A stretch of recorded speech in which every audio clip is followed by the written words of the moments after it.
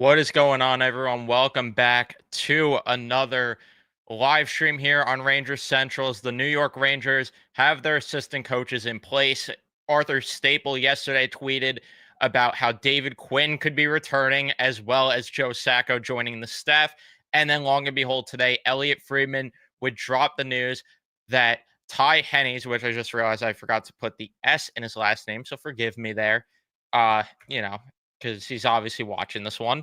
But either way, they hire Ty Hennes. They bring in Joe Sacco, and then David Quinn is back with the staff. David Quinn's back, which there's a lot obviously to talk about here, a lot to unpack, which is also why it took forever to start the live stream. I apologize, I keep pushing it back. I just want to gather as much information in such a short amount of time to make sure that I'm prepared, know what I'm talking about, as there is, again, a lot to get into with these hires. Obviously, the controversy with David Quinn coming back is what is outweighing the good of some of the other things that the other two coaches provide, which we're going to get into in this episode. And even David Quinn, we'll see if things are better with him as an assistant. Am I counting on it? No, but I suppose that we're going to have to find out either way now. So it kind of is what it is. Let me see what you guys are saying in the chat before I jump into everything that I have ready to go in terms of the information. So leave a like, though, on your way in, or if you're watching on replay, subscribe if you guys are new to the channel, especially if you're Ranger fans, and turn on your notifications so you know when we upload or go live here on Rangers Central. As like I said, there is content to be had all off season long. The draft's coming up sometime soon. Maybe there's going to be some pre-draft coverage coming up soon. And then on top of that, the free agent targets, trade targets, all that stuff. There's a lot of content coming your way leading up to all of those events. So, yeah, I ask that you subscribe to the channel because you don't want to miss out on all of this. But we got Pavel in the stream, and here you go. Go for your bike ride. Enjoy it. I already want to be done with next season. We'll talk about all of it. We'll talk about all of it because there is good with with some of the things, but I get the bad of David Quinn outweighing a lot of the good of the other two individuals that I think there is, depending on the roles that they get. Because if David Quinn is running the defense, which would make no sense given everything that I just read and have on the ready about Joe Sacco, if David Quinn is running the defense, then this is going to be a disaster. But if Joe Sacco is running the defense, I at least feel a bit better about this. If David Quinn is limited to just running the power play, it could be fine. But again, I'll talk about my counter argument to the people that are saying, he did assemble the power play, which is true. He did assemble the unit that carried this team for as long as they did. But again, I'll talk about the cons to that sort of thing. Either way, let's see what else is going on in the chat. Don't like Quinn coming back at all. Why him? He's best friends with Mike Sullivan. That's literally it, which shows you the nepotism in the hockey world where you just have to be friends with someone else that's succeeding and you could get a job anywhere. That's just how it is. And I don't agree with it. I think it's stupid. I think David Quinn isn't qualified for a NHL job in general based on everything we've seen. But again, it is what it is. Thank you for this, Kaylee. I appreciate that. I'm definitely a fan of the new graphics as well. And there's more graphics that will be on the screen soon. Hiring BU guys to lure Eichel, think smarter. Hopefully, if that's the case, then great. But I'm not counting on all that.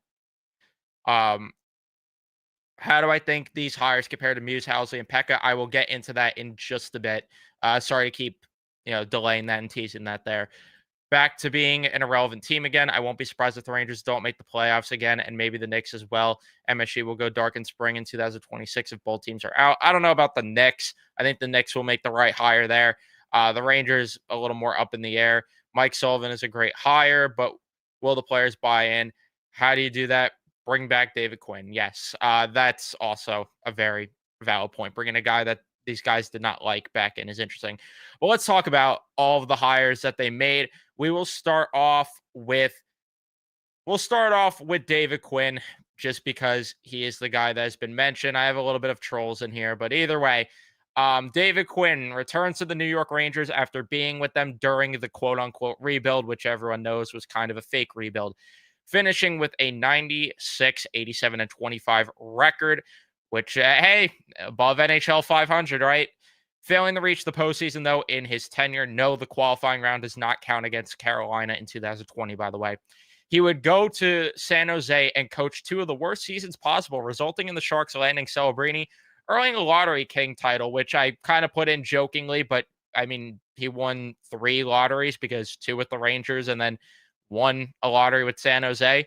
He would then help Sullivan last season run the defense in Pittsburgh, which resulted in a disaster. That team finished with a lot of high danger chances against, which was similar to what we saw in his tenure with the Rangers. So that's something where, again, if he's running the defense, this will be a problem. Quinn, in his time with the Rangers, though, assembled the power play unit that went on to carry the club for as long as it did.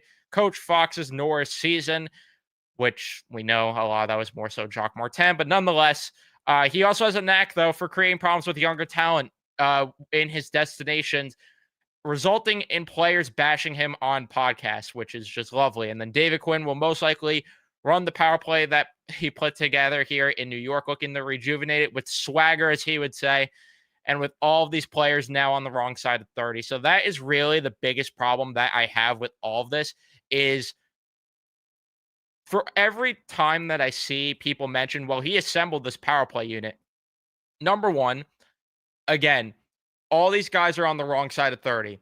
So is it going to have the same magic? Number two, the power play did not click at the same rate under David Quinn as it did the next few seasons under Gerard Gallant, as well as under Peter Laviolette.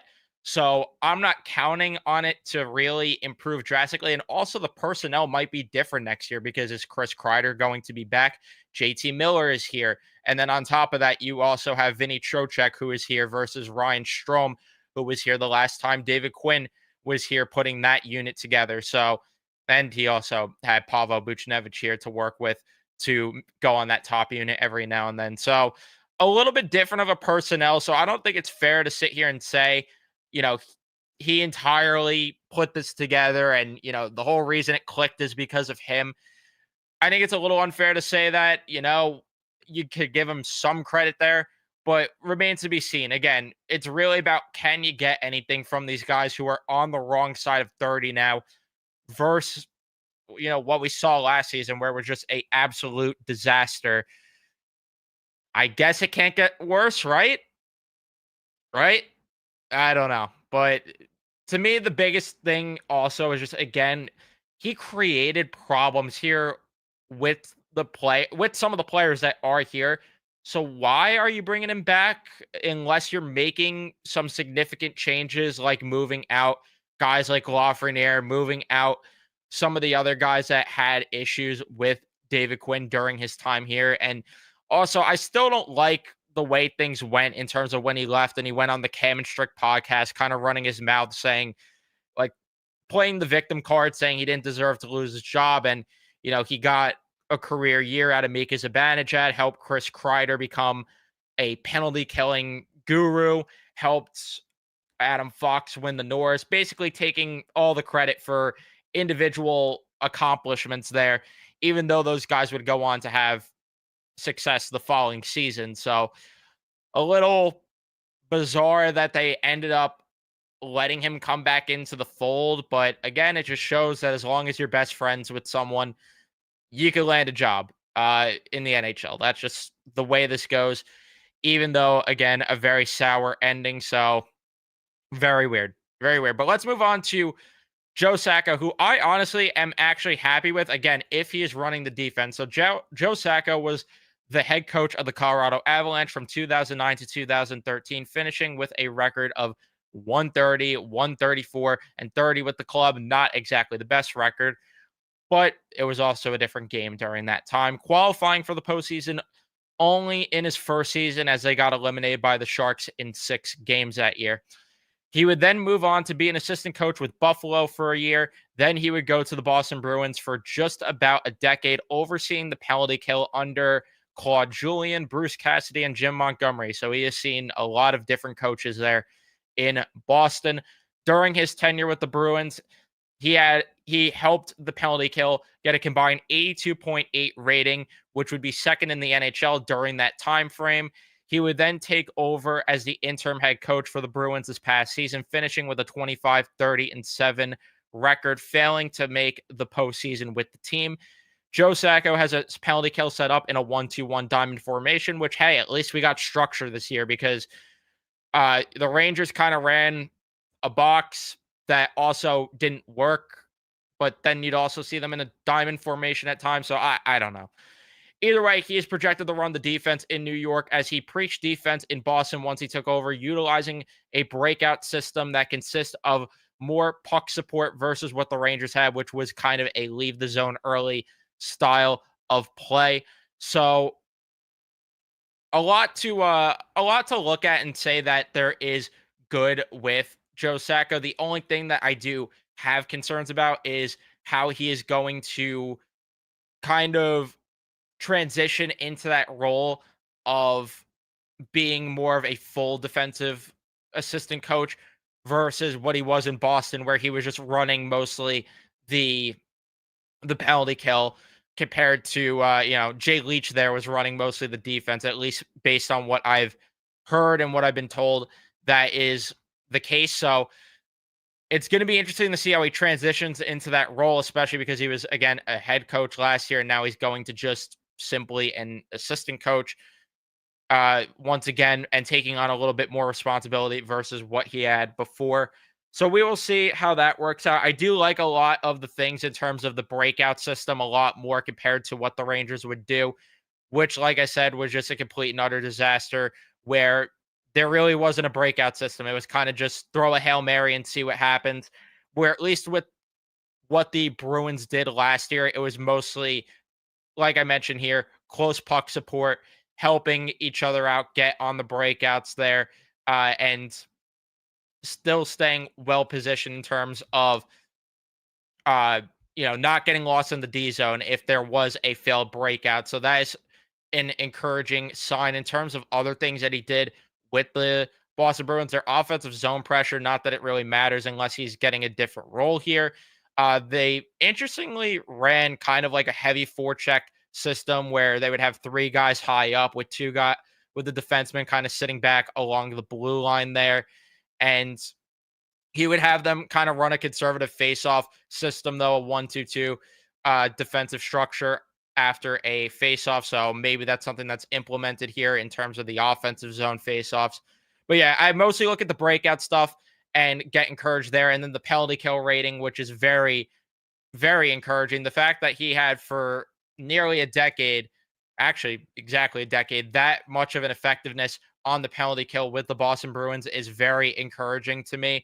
And in terms of where they were last season, because I want to pull that up just for context there, since he was the head coach, they were, if I could find the Boston Bruins on this list, there we go. They were 24th, so not ideal with a 76.3 percentage. So that is the other thing. You do get worried about if the personnel is good enough, which I could tell you right now it's not, but you do get concerned there if the personnel is good enough. You got to, of course, wonder as well how much he might have been benefiting off of the head coaches like Jim Montgomery, like Claude Julien, who does preach defense to begin with. And then, of course, on top of that, Bruce Cassidy, who has had success with Vegas and kind of implementing a similar style of coaching abilities. But there's also something to be said about maybe he learned under those guys. And maybe that is something that could help correlate and translate to New York here as he takes on a little bit of a bigger role. And yeah, this is kind of what I'm saying here, where like the personnel was better. He had guys like Bergeron, guys like Chara, Krejci, Marchand, where here he doesn't have that sort of personnel. So that's something that we will, we'll see. I'm hoping that at least we'll get a bit of a different personnel here to help make me feel a bit better about this. And then the last guy that they brought in, a little bit less notes just because there was not as much info that I was able to find, but Ty Hennes, I think I'm saying his name right, but he served as an assistant coach in Pittsburgh under Mike Sullivan for the past 2 seasons after being the development coach there for, I believe, 2 or 3 seasons. It was 2019 to 2020, that season where he got his first gig. But either way, he was mostly known as the skill coach for the team. And this brings in a younger mind for the club, filling the void that Dan Muse, who ironically went to Pittsburgh as the head coach, will be leaving behind. Sullivan referred in the past his ability to help the injured players as well, which is very encouraging to hear, as he is a chiropractor, apparently, which again, encouraging that he could help out in terms of guys that get banged up. Could have used him for Chris Kreider last year, right? Either way, though, and hopefully they're not getting ideas. Don't get ideas that you should keep Chris Kreider now that this guy's here. Don't get ideas. But either way, helped out in terms of that, and he has a good understanding of biology, according to Mike Sullivan. That was one thing that he really praised him for when he got the assistant coaching gig. And players would commend him for his ability to always be first to the rank, helping out injured players in scratches, which the scratches part is very encouraging considering how upset players were with being scratched last year. So I think that this is underratedly a really good hire here, honestly. And this is probably my favorite one, to be honest with you, out of all of the ones that they ended up making, just because of the fact that he is a younger mind. He does have an understanding of helping the players communicate, or helping communicate with the players better, helping in terms of bringing in uh, someone that is going to help out some of these injured guys and the scratches, because like I said, it was just a complete and utter disaster in that regard. So very encouraging stuff there. In terms of other notes that I do have on him, just because I've been talking in a DM with @Ball Panarin, and he kind of summed up an article that dropped from Matt Venzel of the Pittsburgh Post, and other things that he was highlighting there in terms of just, again, skill stuff, helping them return from injuries. He really focuses on, where was the bullet point that I was about to read? He focuses on refining fundamental skills such as skating, puck handling, and shooting. The skating one is definitely encouraging as well, considering you guys know one of my gripes with this team is that there's a lot of guys that are bad skaters and need to improve in that. I look at Adam Fox, I look at Gabe Perreault, I look at Brennan Othman as guys that you want to see them improve their skating. And in terms of just other coaching philosophies, training to players' needs. Thank you. Thank you. Someone that is a smart mind in that regard. So honestly, I think this is the best hire of the bunch. He also did help out coach apparently in youth hockey, guys like Seth Jones, Stefan Nason, and Blake Coleman, which is very interesting to see as well, because those guys have gone on to have pretty good NHL careers. So I'm actually excited about the idea of bringing a guy like this aboard, just because if it was Sacco and Quinn, I felt a little too boring, a little too vanilla with the hires. At least with this, it brings in a little bit of a fresh mind. And honestly, the first thought that came to my mind is I am worried that eventually he is going to get a head coaching job elsewhere and they are going to lose someone like him in the organization, which that's what happens when you're good. So hopefully that ends up being the case. So yeah, those were all the points that I had with the assistant coaches. I'm kind of indifferent outside of the Quinn one, which I just straight up do not like the hire at all. I think it's stupid to go back to the well. I think it's stupid to bring in a guy that had beef with players when he was here, even if he is getting a smaller role. But that's just my opinion. The other two, I'm completely fine with. I'm indifferent. If anything, I kind of like them. But the David Quinn one's a little weird. And it also depends on the roles that these guys are getting, like I mentioned, because if David Quinn's running the defense, we got some problems here. Then we got problems. But the best news is Mike Sullivan will overstep all of these guys individually. So let me see what else you guys are saying in the chat right now. Before I did not mean to hit my mic there. Sorry. Good. There we go. But yeah, let me see what you guys are saying in the chat before I wrap things up. I'm going to keep this a little bit more of a brief live stream just because it's assistant coaches. There's not really a lot else to discuss and talk about other than a few philosophies here and there that they bring. But there's going to be bigger streams coming in the future. I have some content planned, like I said, trade ideas as well as draft streams, all that stuff. So you guys are in for some good content coming in soon. We need coaches who can work with the young Rangers. Well, there you go with Ty Hennes. Again, if I'm saying his name right, I hope I am.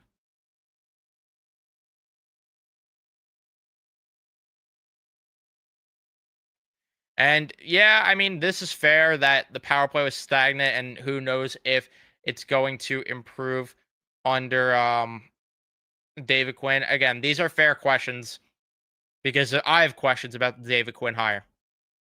Believe me, I do as well. So we'll see.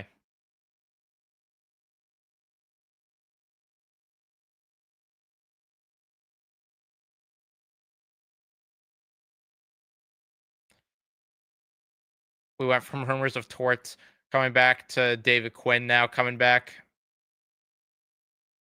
Always, it always works out that way, right? Gotta get the lesser of the two.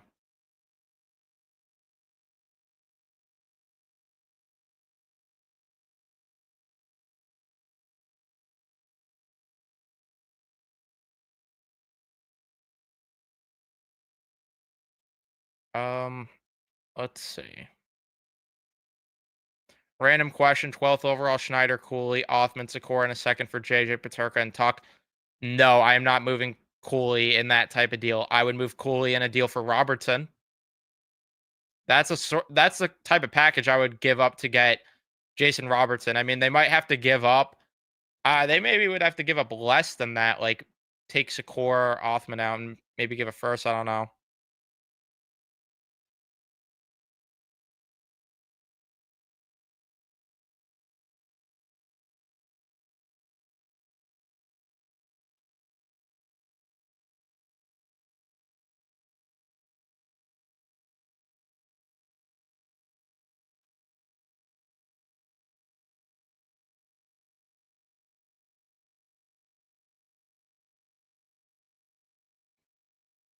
Sorry, just looking at something here. Didn't Quinn Barry laugh on the fourth line? Yes, but again, he's not the head coach. If I'm gonna give the benefit of the doubt there, but I do worry about players having beef with Quinn and if he's gonna get these guys to respond. That's really more what I'm worried about in that regard.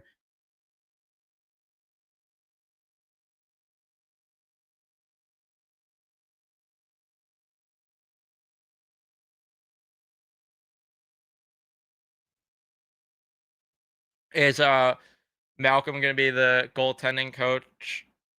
Yeah, it looks like Malcolm's staying as the goaltending coach. I also heard rumors that Igor's Russian goalie coach could be coming over. I don't know if that ends up being true. I haven't heard anything about that since that rumor dropped. So again, we'll have to wait and see. But it is something to keep an eye on there because 11.5 million, but he's got to get more help because he is well, we know he needs his mental resets every now and then. And this is true too. Like that's the other thing I worry about is, everyone wants to see Lafreniere get power play one time, but if David Quinn's here, is Lafreniere going to get power play one time? And if he's not going to get power play one time, then move him. Move him and get a better player. That's my thing. Yeah, I don't know about this one, Johnny Red. I don't know about this one at all. There are plenty of instances where players uh, might not want to play for a certain team because of personnel there, coaches, GMs, whatever. There are times that happens. So I don't know if I agree about that one. Do these assistant hires give a feel about how the roster will be shaped? Not really, to be honest with you. I'm kind of in a wait and see mode. I'm really in a wait and see mode because we're already hearing rumors with the what was I gonna say? Oh yeah, with the changes that might be happening throughout the offseason. We heard this last offseason. Like, I have to see it to believe it. That's where I'm at. I have to see it to believe it before I could sit here and say, changes are gonna happen, this type of change, this type of change. Show me.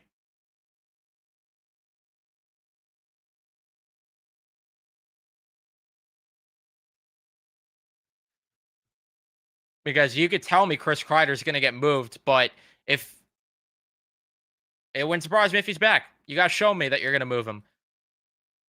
I'm seeing all this stuff about how Drury's working the phones and listening to all offers on everyone. Actions speak louder than words. Make the moves. Get aggressive. No one should be safe. Not a single player.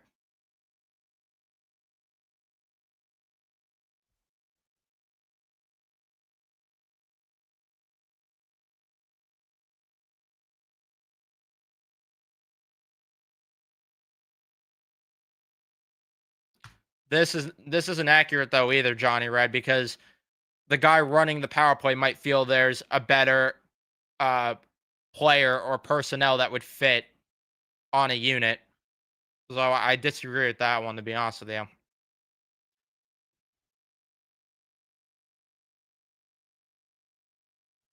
If that's the case, then why have assistant coaches? If assistant coaches have no responsibility at all, why do you have them here in the first place?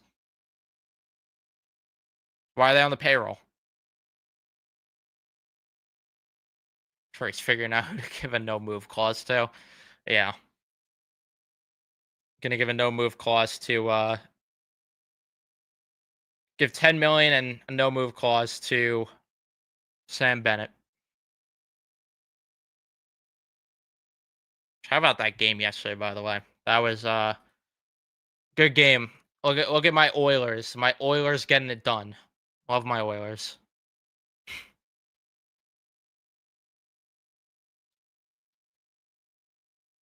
It's insane watching Bill Zito GMing and then comparing it to Drury. Zito's a wizard. Yeah. I wish. I really, really wish. But this is where, again, if Drury wants to stay for the long haul, he's going to have to prove that he could start being creative and in a good way. And do I have faith in it? I want to be very clear. No, I do not have faith in it. But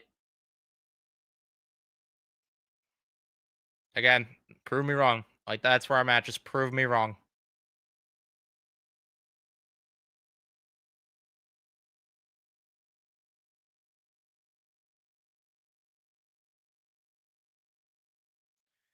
But all right, I'm gonna wrap things up here. Thank you everyone for tuning in and watching. Let me know your thoughts in the comment section on replay. What you think of the the three hires.